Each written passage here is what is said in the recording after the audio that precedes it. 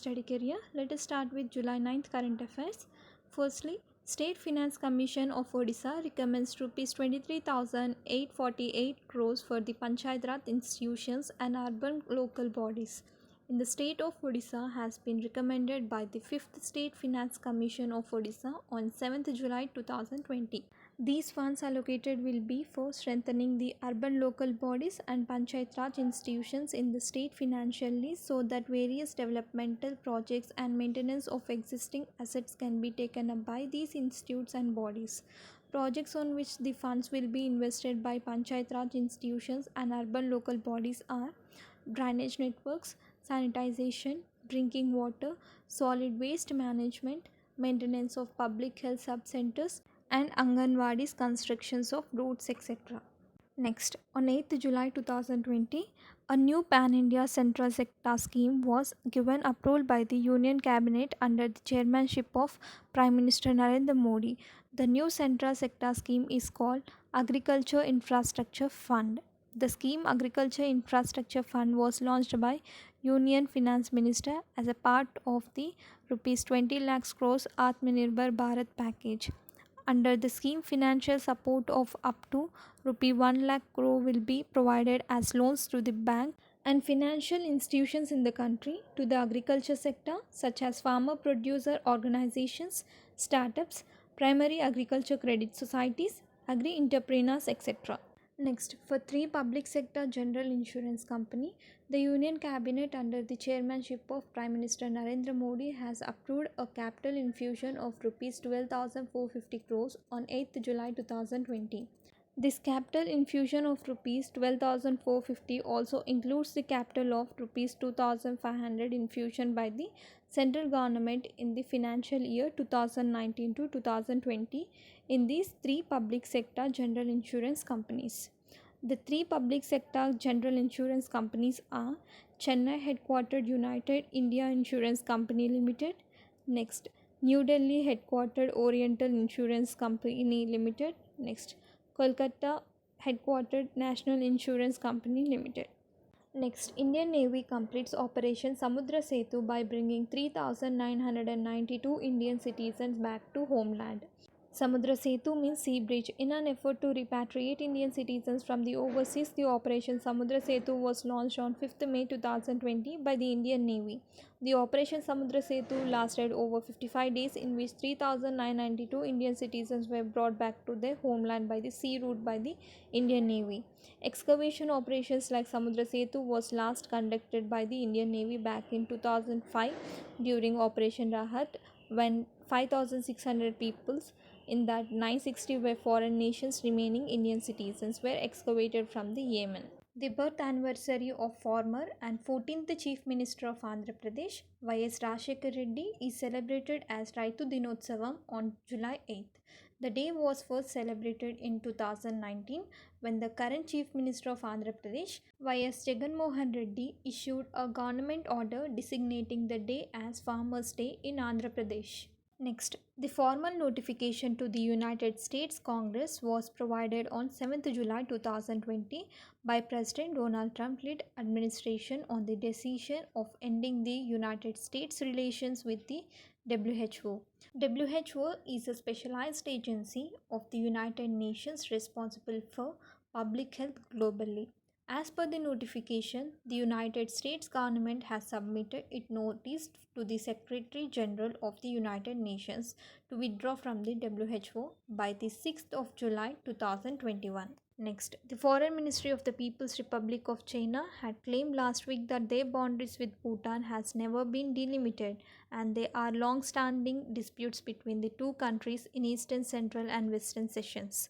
The Royal Bhutanese Embassy in India has clarified China's claim on 7th July 2020 that the boundary talks between Bhutan and China is under negotiation and has not been demarcated yet. Further, Bhutanese Embassy has also stated that 24 rounds of ministerial level talks have been conducted to date from demarcating the boundary between the two countries.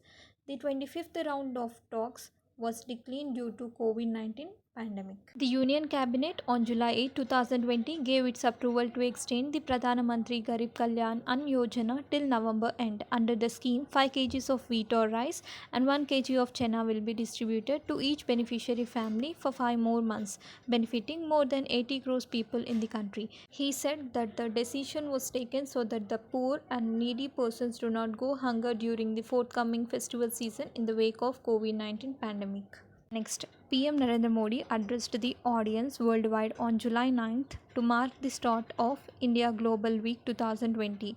The event will be held for 3 days during July 9th to July 11th with main focus on trade and investment prospect in India. The event will be held virtually and is expected to be attended by 5,000 people. Theme is Be the Revival, India and a Better New World. Next, Microsoft has partnered with the National Skill Development Corporation to offer digital skills to India's youth in next 12 months due to COVID-19 crisis. Microsoft will provide free access to learning resources and conduct digital skilling awareness drives by collaborating with eSkills India Portal of National Skill Development Corporation. This partnership will help in creating a digital skills ecosystem which will prepare India's workforce for jobs of the future. Next, Ministry of Road Transport and Highways has prepared a concept note for implementing the scheme of cashless treatment of motor accident victims as contemplated under the Motor Vehicle Act 2019. It has been envisaged in the scheme to provide compulsory insurance cover to all road users in the country. The scheme also includes creation of Motor Vehicle Accident Fund. The fund would be utilized for treatment of road accident victims and for payments of compensation to the injured or to the family of person losing life in hit and run cases. This includes treatments of victim during the crucial golden hour. The National Health Authority, being the nodal agency for Pradhan Mantri Jan Arogya Yojana, has been entrusted to implement the scheme. A new study has found that even the sickest COVID-19 patient produce T cells that help fight the virus. A T cell is a type of lymphocyte which develops in the thymus gland. T cells are a key component of immune system and their roles include killing infected host cells, activating other immune cells and regulating the immune response. Next, under National Mission for Manuscripts, the Union Ministry of Culture will be reprinting all the 108 volumes of Mongolian Kanjur manuscripts. Out of these 108 volumes, the ministry has published the reprinted versions of the first 5 volumes of the manuscripts. March 2022 is the expected and the targeted date chosen by the Union Minister of Culture for publishing the reprinted edition of all the 108 volumes of Mongolian Kanjur manuscripts. Next, Indian manufacturing company Loyal Textile Mills on 9th July 2020 launched the first of its kind in the world reusable personal protective equipment kits. Along with the reusable personal protective equipment kits, reusable garments and face masks with zero virus penetrating were also unveiled by Loyal Textile Mills. The Loyal Textile Mills with collaborating with Reliance Industry Limited and Switzerland-based textile innovation company IQ Materials AG. The 3 products will be available in the market under the brand Supera Shield of Loyal Textile Mills. Next, Manila-based Asian Development Bank has renewed its 3 years memorandum for understanding MOU signed in 2017 with the Paris-based International Energy Agency. The renewed MOU was signed on 9th July 2020 for a period of 3 years. The purpose of 2017 MOU was to overcome the critical experience and knowledge gaps that were blocking the development of sustainable forms of energy in developing economic under Asian Development Bank. The 2020 MOU will focus on developing resilience in the sustainable energy sector in the development countries under the Asian Development Bank. This will be achieved through sharing knowledge and best practice in the energy sector by analyzing the data from ground engagement, technology, capacity building, etc.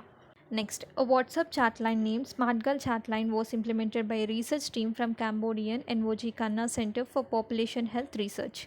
The SmartGirl chat line offered 24 hours response and support against gender-based violence to female entertainment workers in Cambodian.